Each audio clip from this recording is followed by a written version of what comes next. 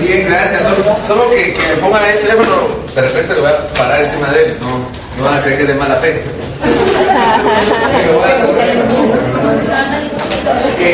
Buenas tardes. En la última clase yo les comentaba que las ciencias sociales pues tenían el defecto de no ser 100%, tampoco las ciencias naturales son al 100% exactas, pero las ciencias sociales son menos exactas que las ciencias naturales. Y una compañera se me acercó al final de la clase y me preguntaba, entonces el derecho, como es una ciencia social, ¿no es una ciencia exacta? ¿Verdad? Y creo que es importante discutirlo. Cuando tengan alguna duda, sí, mejor discutamos de la clase, porque siempre son buenas. Exactamente, el derecho es la ciencia social posiblemente menos exacta de todas, ¿verdad? ¿Por qué? Porque aunque ustedes apliquen todos los conocimientos de las ciencias jurídicas, todos los métodos de interpretación que ustedes van a aprender en el transcurso de la carrera, hagan un memorial excelente, planteen bien sus peticiones, se fundamenten bien en el derecho, al final el que va a interpretar el caso es un juez que va a interpretarlo de acuerdo a su propio método de interpretación, ¿verdad? Solo por ejemplo, métodos de interpretación constitucional, hay unos 15 métodos de interpretación, ¿verdad? Ustedes pueden haber usado un método de interpretación histórico y él se va a un método positivista literal, como es costumbre en Guatemala. Entonces, por más que ustedes fundamentaron y tienen bases sólidas científicas de sus argumentos, viene un juez y va a tener otros argumentos, ¿verdad? Entonces, las ciencias sociales, incluyendo el derecho, yo diría subrayado el tema del derecho, nunca van a tener la exactitud de las ciencias naturales, ¿verdad? La física fundamental, si alguien se tira de esta ventana, siempre va a caer. Una regla de la física, ¿verdad? La ley de la gravedad. Si alguien se tira de una ventana, siempre va a caer al suelo. La única diferencia es cuántos huesos se va a romper, si se va a matar de repente alguna vez, ¿verdad?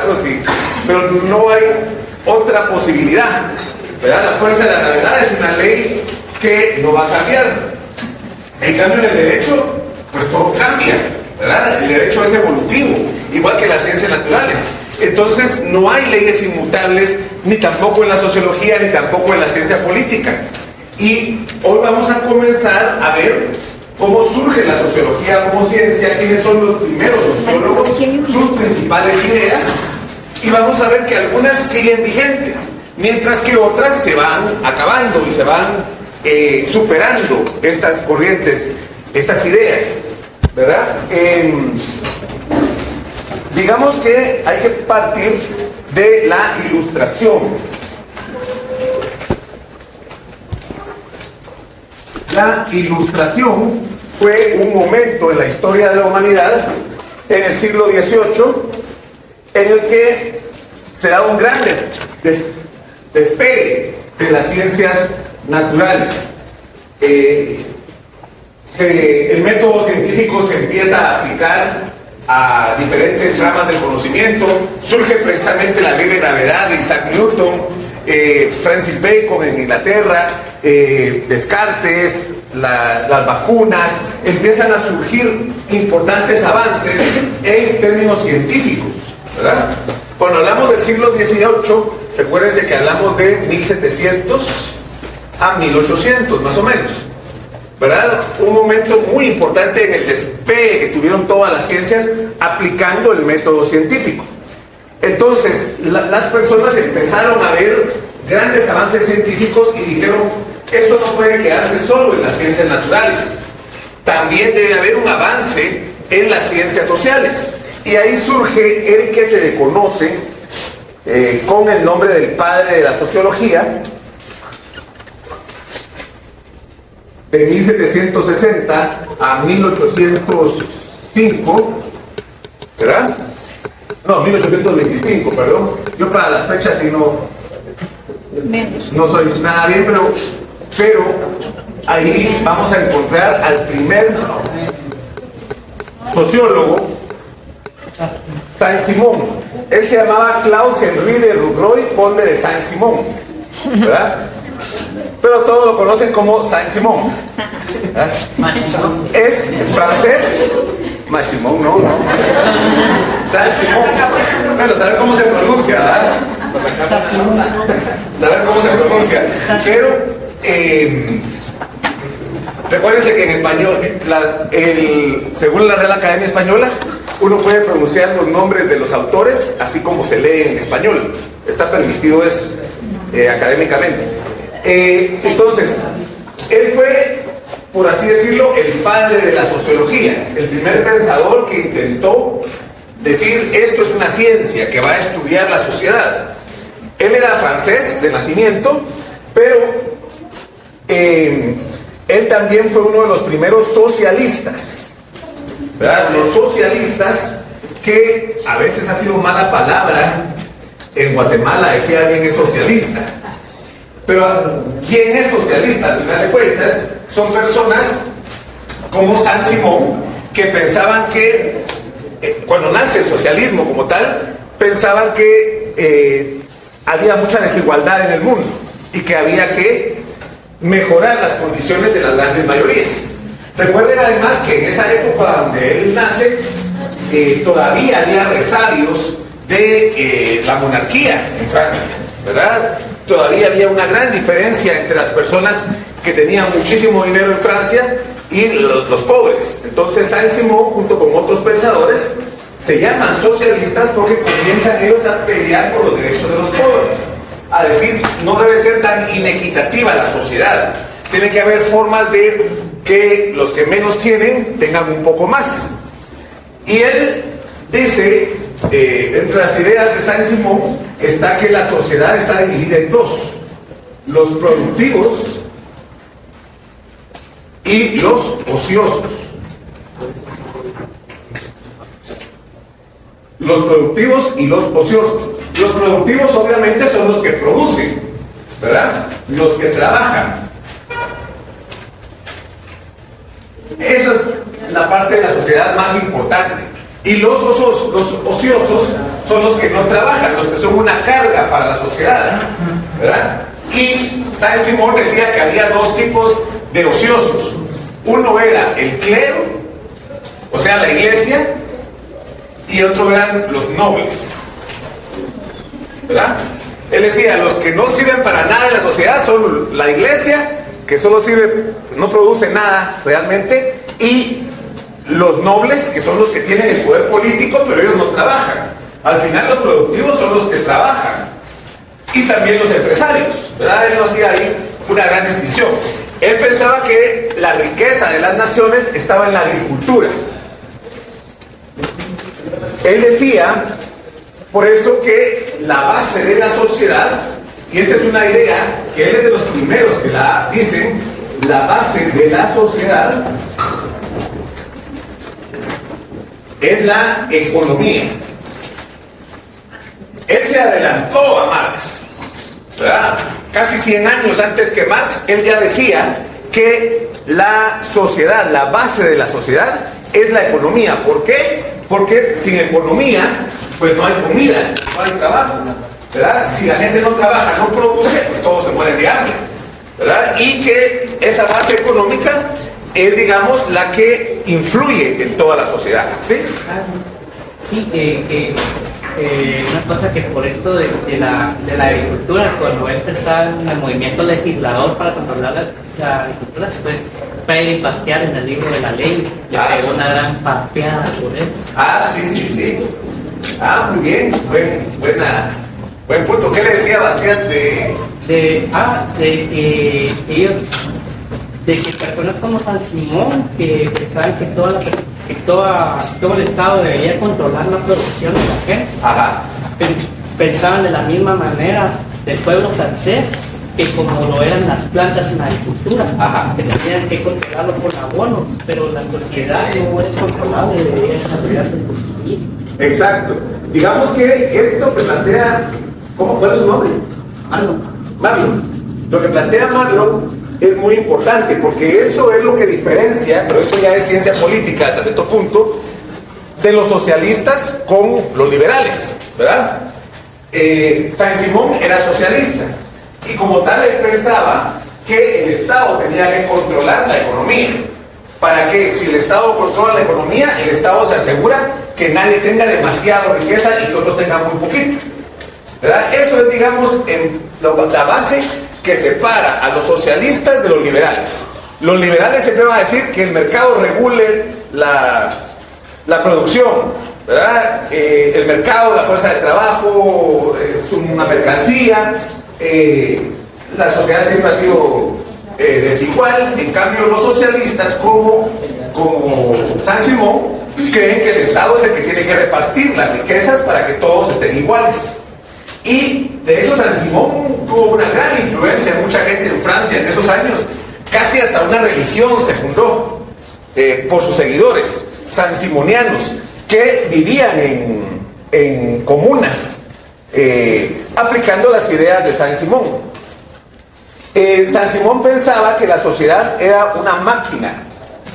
Este es otro tema que vamos a ver que muchos lo dicen de esta forma.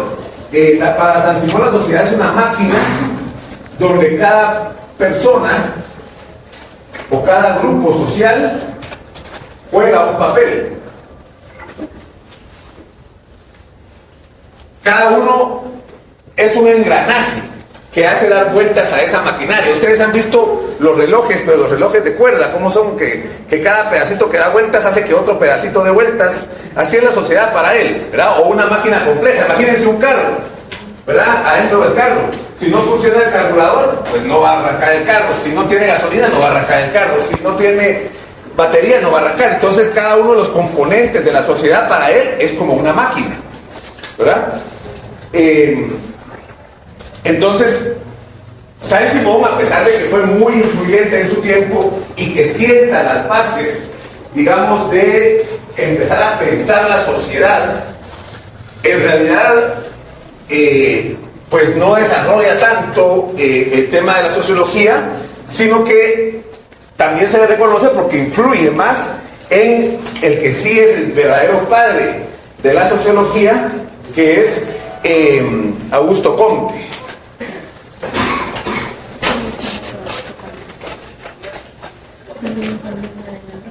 Augusto Comte, de hecho, era secretario de Saint-Simon. Y él nació en 1789 y murió en 1857. ¿Verdad? Claro, Saint-Simon es muy importante, fue muy influyente, pero el verdadero padre de la sociología como tal y el verdadero padre del positivismo es Augusto Comte. ¿Y qué es el positivismo?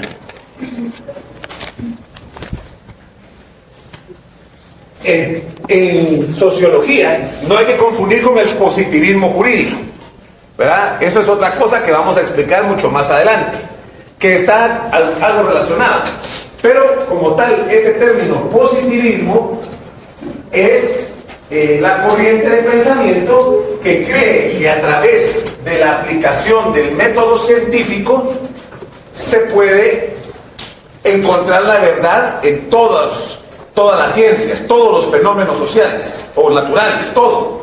Se puede averiguar la verdad siempre y cuando se utilice el método científico, ¿verdad? Entonces los positivistas, influidos por este espíritu de descubrimientos científicos que había, quisieron aplicar el método científico a las ciencias sociales, ¿verdad? A veces salió muy bien, a veces, como vamos a ver, salió muy mal, ¿verdad? Pero Augusto Comte es el primero que lo hace. Él dice que dentro de todas las ciencias, la sociología, él hace una escala de las ciencias, y la ciencia más importante, dice él, es la sociología. ¿Por qué? Porque es la que estudia la sociedad en su conjunto. Entonces todas las demás ciencias pues son importantes, pero la más importante es la sociología.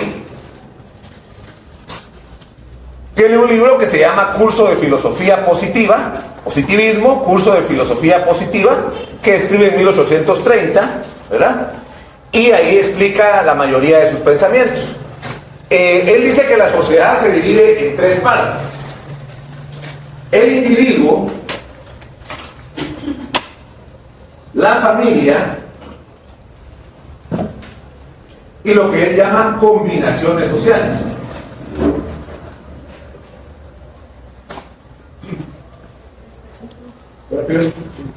¿verdad? Entonces, él dice, toda sociedad tiene estas tres partes.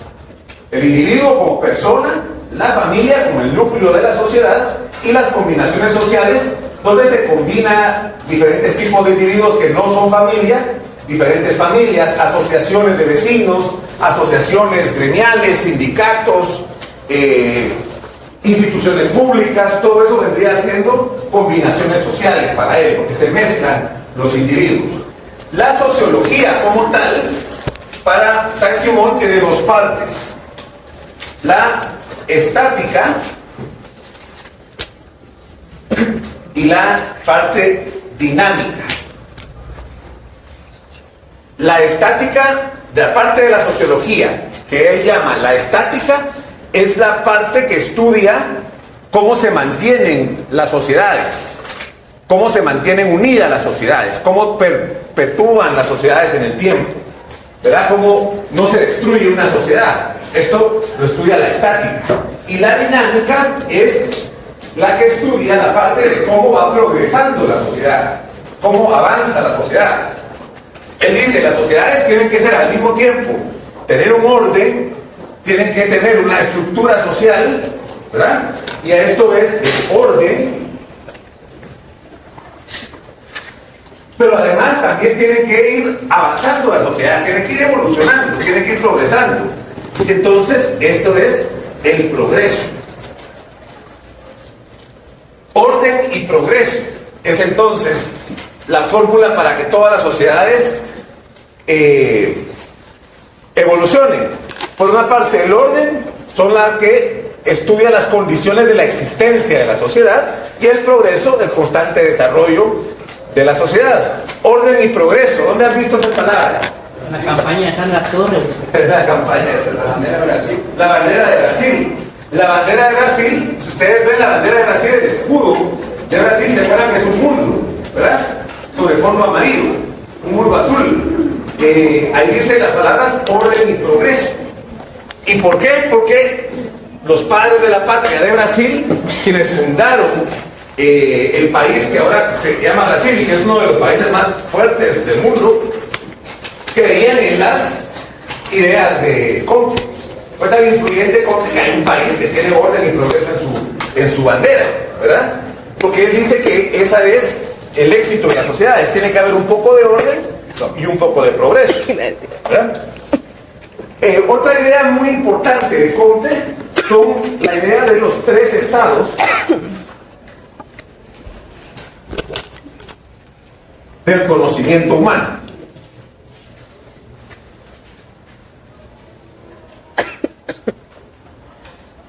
Los tres estados del conocimiento humano son, dice él, todas las sociedades han ido avanzando de tal forma de explicar los fenómenos naturales. Y a una sociedad se va a ser desarrollada o no de acuerdo a cómo entiende y cómo resuelve los problemas naturales, los problemas y los fenómenos en general. Y el primer estado del pensamiento humano, del conocimiento humano, es el estado teleológico. En el estado teleológico o teológico, dicen algunos también, a este estado del conocimiento humano, en este momento los seres humanos, para explicar por qué pasan los fenómenos naturales, no tenían suficientes herramientas, no tenían suficiente conocimiento. Entonces todos se lo atribuyen a fuerzas sobrenaturales. ¿Por qué llueve? Porque Dios está enojado, ¿verdad? Y todas las culturas tienen, todas las culturas, los griegos, los romanos, los egipcios, los mayas, todos tuvieron en algún momento ese tema de ponerle que el sol es un dios, Ra para los egipcios, ¿verdad? O la tormenta, Zeus tiraba rayos, pero también los nórdicos tenían a Thor, que también era el dios del rayo, ¿verdad? Y aquí teníamos a Chaak, el dios de la lluvia, ¿verdad? Los mayas. Entonces, cada sociedad, para explicar, no sabía cómo explicar los fenómenos, recurrían a cuestiones Y eso era, y si nos damos cuenta, la historia de la humanidad así fue por miles de años, por miles y miles de años. Ahí surgen todos los mitos, todas las leyendas, ¿verdad? Porque no había forma de cómo explicar por qué pasaban las cosas, ¿verdad? Después, dice él, la sociedad fue evolucionando, fue cambiando y llegamos a otra etapa que él llama el estado metafísico. ¿Qué pasa en el estado metafísico? Ya no son deidades personificadas, ya no es una persona que se llama Zeus, ya no es un dios que se llama Hera, la que es la tierra, pero sí todavía son cuestiones metafísicas, que quiere decir fuerzas ocultas que no entendemos, ¿verdad? Ocultas y abstractas, principalmente cuando la mayoría de los pueblos dejan de ser politeístas y se vuelven monoteístas, ¿verdad?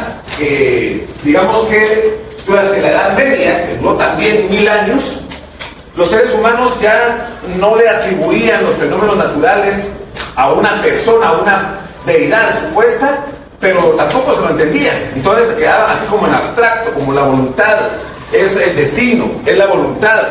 ¿Y por qué pasó este ciclón? Bueno, pues porque alguien lo decidió así, es algo natural, ¿verdad? Abstractas y ocultas eran las fuerzas en ese momento.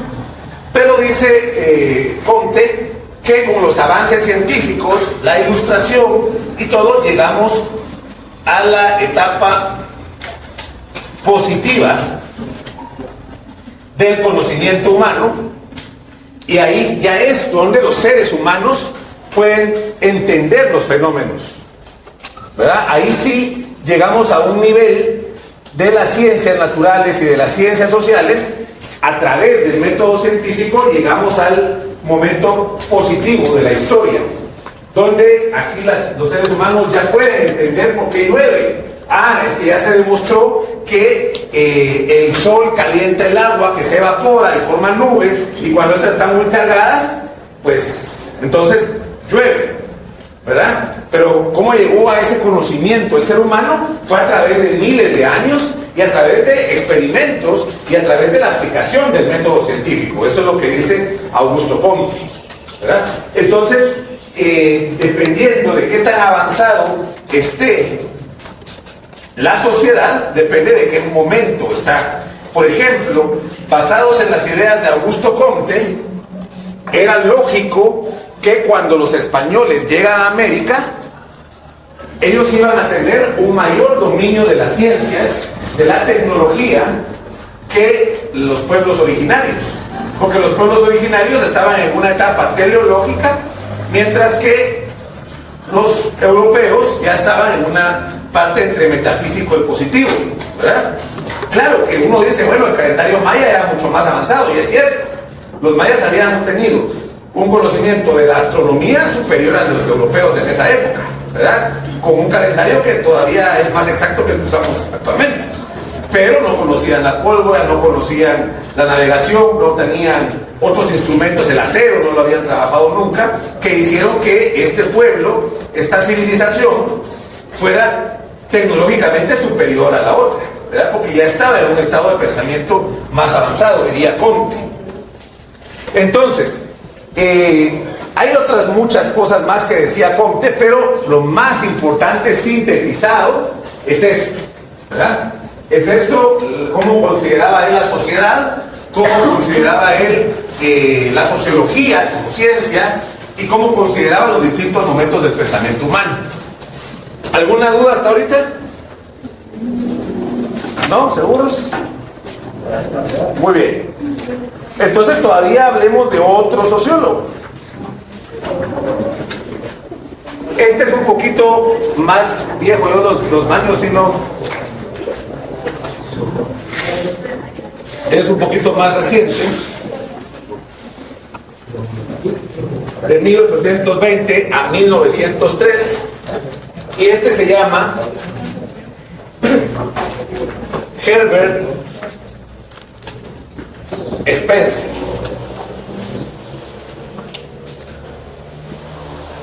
Tanto Saint-Simon como Augusto Comte eran franceses.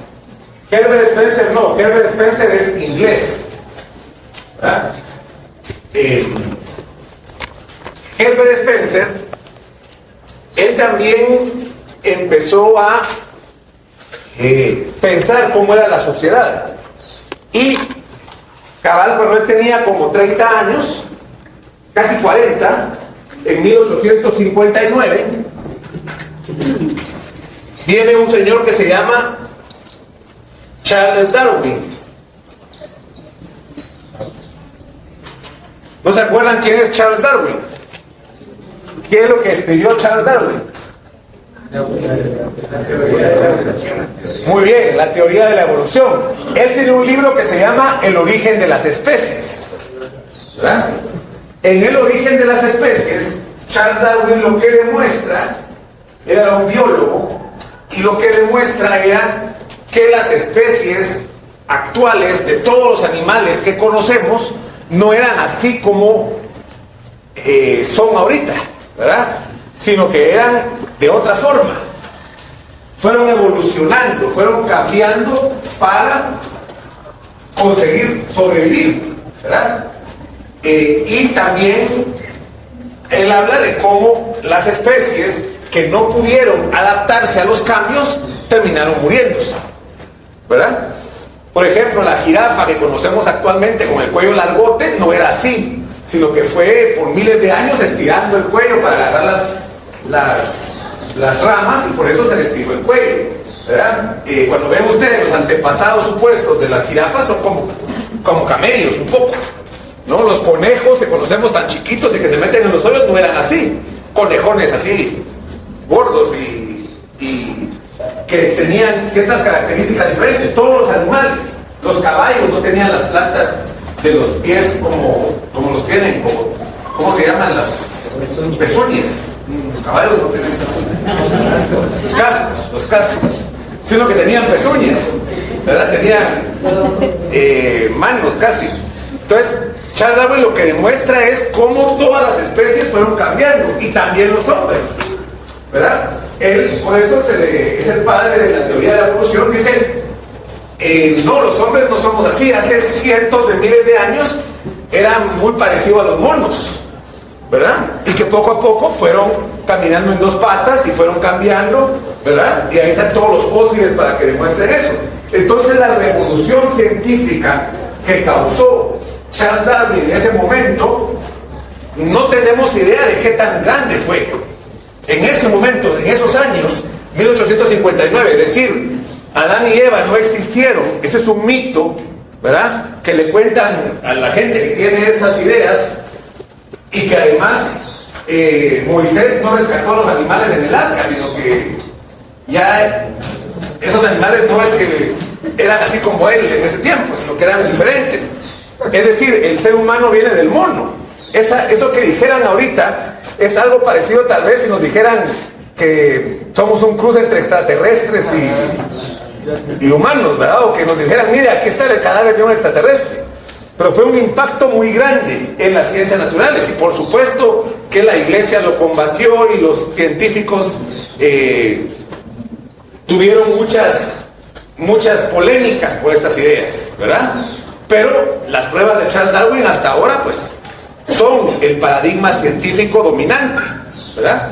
Claro que hay gente que no cree todavía en Darwin, que no cree en la evolución, pero también hay gente que no cree que la Tierra sea redonda, dice que hay tierra plana, los terraplanistas, ¿verdad? Y hay gente que sí lo cree, o la gente que no cree en las vacunas, no en las vacunas de COVID, en todas las vacunas, incluyendo la de tuberculosis, la de la viruela, que de verdad no vacunan a sus hijos siquiera, ¿verdad? Bueno, pero en ese momento Charles Darwin hace eso y es una revolución científica. Pero viene Herbert Spencer y dice, bueno, las ideas de Darwin que aplicó a los seres, a los animales, ¿qué pasa si lo aplicamos a la sociedad? Entonces Herbert Spencer es el padre del darwinismo social, se llama eso.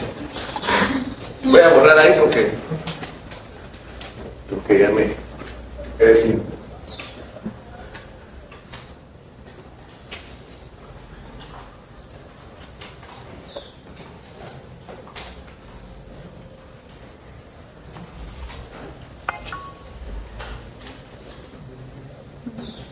el darwinismo social. ¿Y qué significa el darwinismo social?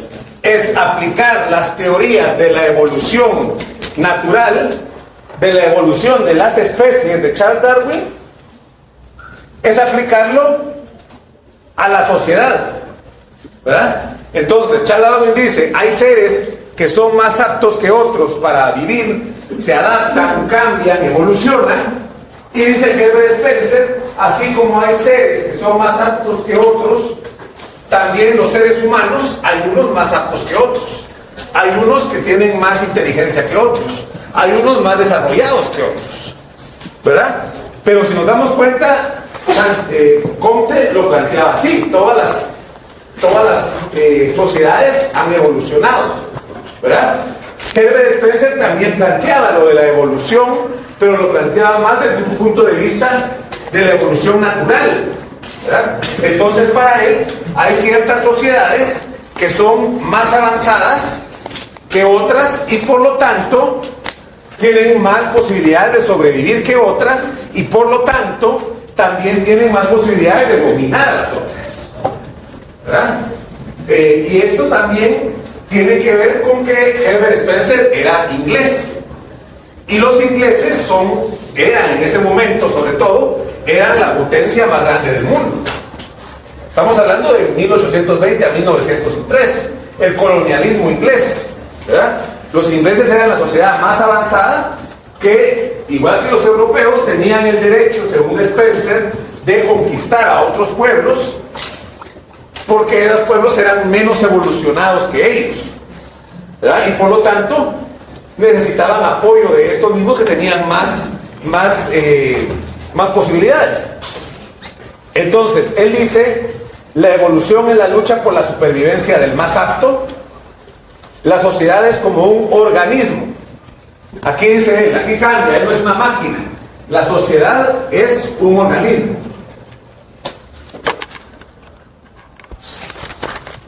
Y los organismos nacen, crecen, se reproducen y mueren, ¿verdad? Hasta Chabelo se murió, soy yo. Todavía no. Bien, ¿qué se murió? Él todavía habló con Spencer, dice. Lo conoció de chiquito. Como aquel meme, ¿va? ¿Cómo te llamas, niño? Herbert Spencer. Bueno, entonces dice él, las sociedades también, las sociedades nacen, crecen, se reproducen y mueren también. La diferencia es que la sociedad tiene una conciencia colectiva, tiene una conciencia global, mientras que los seres humanos tienen una sola conciencia. Entonces él dice que las sociedades más evolucionadas son las sociedades industriales. Las sociedades industriales, que son aquellas que tienen una industria, tienen fábricas, han alcanzado aquel grado de avances tecnológicos, esas son las sociedades que van a perdurar.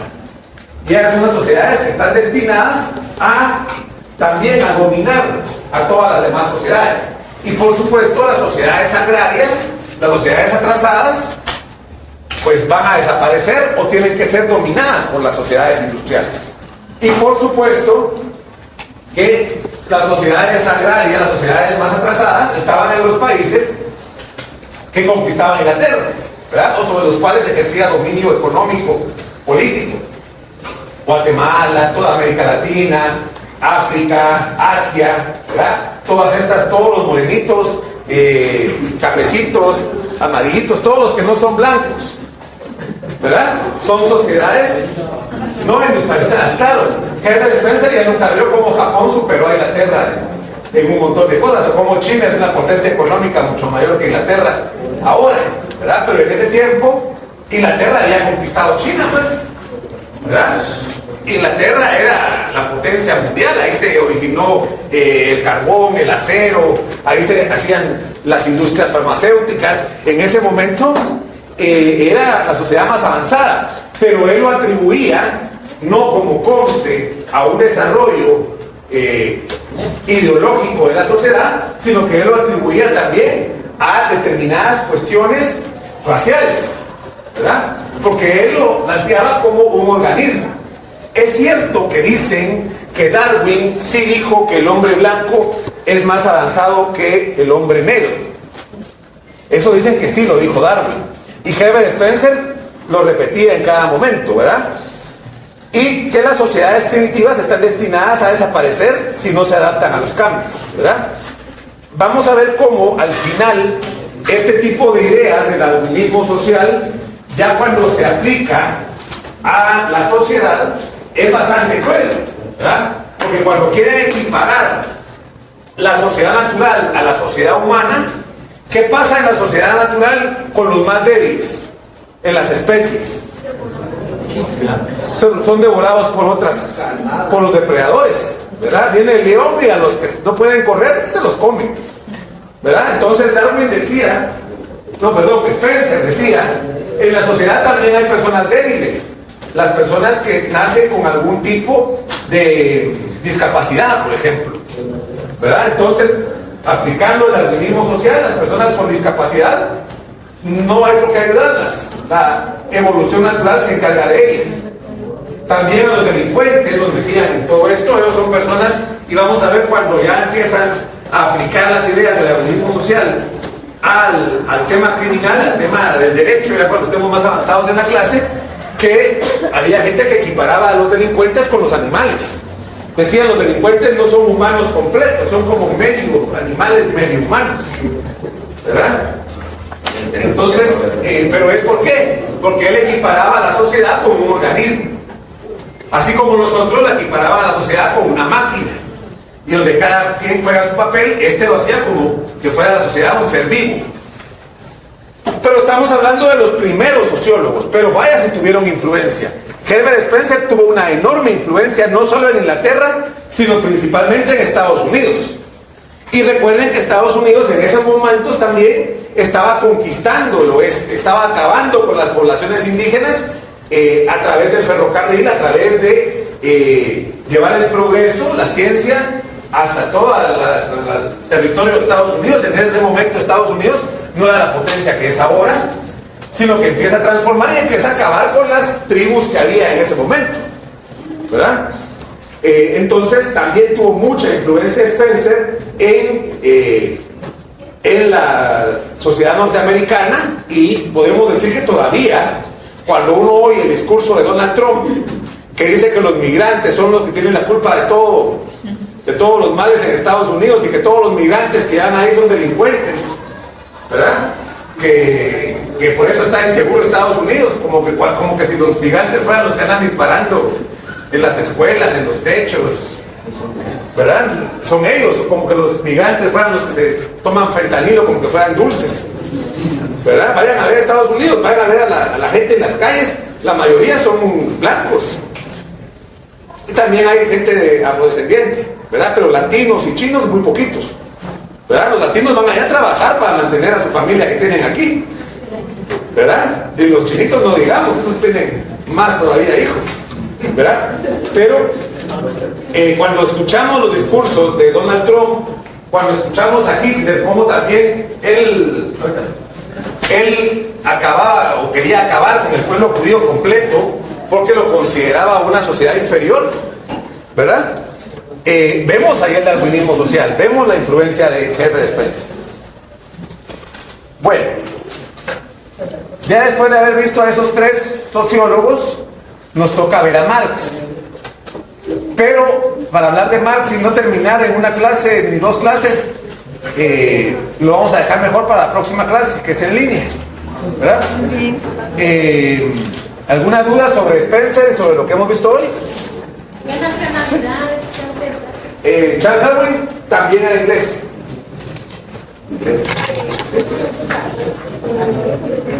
¿Qué hablaba?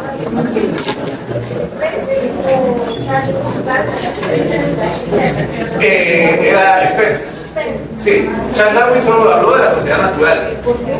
Sí. Entonces, en el chat le vamos a dar ahí ahí las instrucciones para las clases virtuales, ¿verdad? Y la otra semana empezamos entonces a ver a Marx, que va a ser uno de los temas más interesantes de esta primera unidad, sin duda, ¿verdad? Y también por el chat pues, les voy a compartir las diapositivas que vamos a utilizar en las clases virtuales, donde está todo esto, ¿verdad? Y también los materiales que vamos a usar para esta unidad. Muy bien.